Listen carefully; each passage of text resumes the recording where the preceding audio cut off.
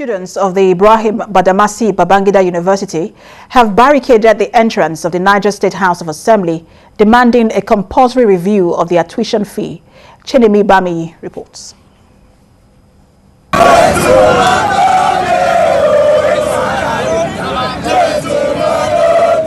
At the start of the new academic session, the IBB University School Management increased the tuition fee of the institution by 100%. Students were ready to drop out following the increase. But the student union government were not prepared to sit back and watch that happen. They took to the streets and demanded attention from the lawmakers by barricading the entrance to the chambers of the State House of Assembly.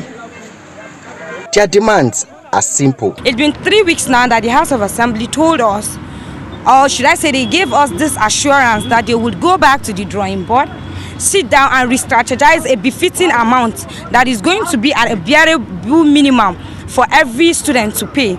On which that day we concluded, which is, if I'm not mistaken, it was on 1st September. We are no longer patient about this issue. We are impatient at the state because lectures are going on in the school.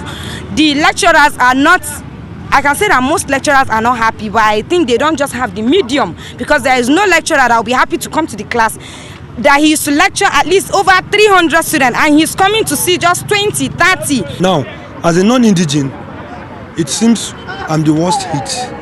Like I have younger ones, I have friends that are non-indigenes that could not afford that. If an indigene will not afford half of a non-indigene school fees, then what do you expect a non-indigene to do? In my association now, I have over 100 students that have not resumed back to school because they don't have funds. Like I have over 50 students that will not resume back to school because there's no money to pay.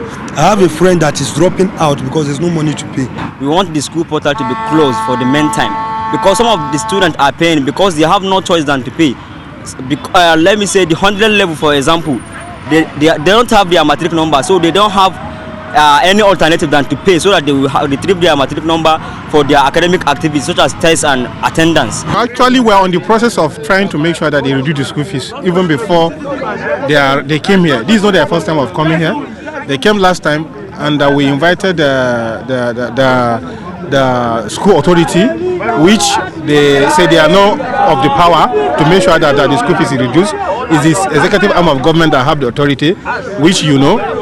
Then we also invite the SSG to see how we can interfere on the issue. The reality on ground is that some of these students have dropped out of school already because of their inability to meet up with the hike in the school fees. They are also saying that there's no justification for the increment in tuition fee, that their clinics do not have drugs and the hostel is not even sufficient to accommodate them. As it stands, majority of the students are yet to resume school, although there are some in school, but the ones out there are saying that they cannot go back to school if the school fees is not reduced. Chinemi Bami, TVC News, Mina.